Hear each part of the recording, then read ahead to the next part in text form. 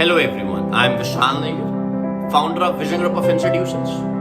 आज मैं आप सबके साथ एक ऐसी कहानी साझा करना चाहता हूं जिसने मेरी जिंदगी में एक बहुत बड़ा उलटफेर कर दिया। जब मैं मात्र 17 साल का एक नौजवान था, एक ऐसी कहानी सुन के जिसने मेरी जिंदगी में मेरे रोंगटे खड़े कर दिए।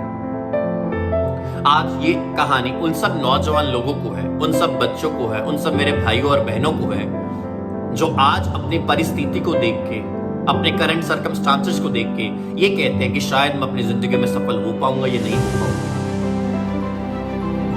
ये कहानी नागपुर शहर के पास एक गांव की। एक पिता के घर दो बेटे होते हैं। पिता अपने काम से बिल्कुल फ्री होता है, वो काम काज नहीं करता। सारे मोहल्ले में उसके लोग निंदा करते हैं क्योंकि घर में वो बहुत गलत क्लेश करता है, बहुत शराब पीता है, बहुत नशे पत्ते करता है, बहुत ताश खेलता है। उनका बड़ा बेटा बिल्कुल अपने पिताजी की तरह बड़े होकर शराब पीता है, शादी के बाद घर में गला क्लेश होता है, कोई पैसा नहीं कमाता और बहुत गाली गलौज करता है। उनका छोटा बेटा उसी शहर के उसी गांव में एक बहुत बड़ा कलेक्टर बनता है, एक डिस्ट्रिक्ट ऑफिसर। उसके परिवार में एक रिश्तेदार। ये सारी कहानी बहुत सालों से देख रहा था और मन में उसके बहुत जिज्ञासा निकलती है कि एक खानदान, एक पिता, उसके दो बच्चे और दोनों के अंदर सेम, बट स्टिल उनकी जिंदगी में जमीन आसमान। एक बेटा फकीर और दूसरा बेटा अमीर, फर्क था। वो पहले बेटे के पास आता है, कहता बेटा आप अपनी जिंदगी में इस नाकामयाबी किसको श्रेय देंगे? और वो कहता मेरे पिताजी। कहता क्यों? कहता क्योंकि मेरे पिताजी कुछ काम धंधा नहीं करते थे, क्योंकि मेरे पिताजी घर में क्लेश करते थे, क्योंकि मेरे पिताजी लोगों से झगड़ा करते थे, नशा करते थे, इसलिए मैंने उनको फॉलो किया, मैंने उनको कॉपी किया। कहता ठीक है। वो दूसरे बेटे के पास जाता है, कहता बेटा आपका इतना बड़ा डिस्ट्रिक्ट ऑफिसर बनना, इतने छोटे से परिवार से आना, इस कामयाबी का आप श्रेय किसको देंगे? वो कहता पिताजी। कहता क्यों?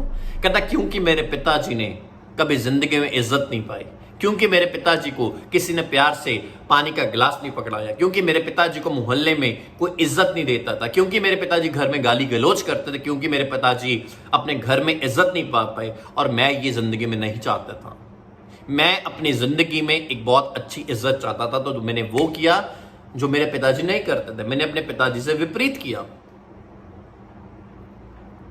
दोनों बेटों के पास सीखने का जरिया बेटा उनके पिताजी थे, बट दोनों ने अलग अलग सीखा।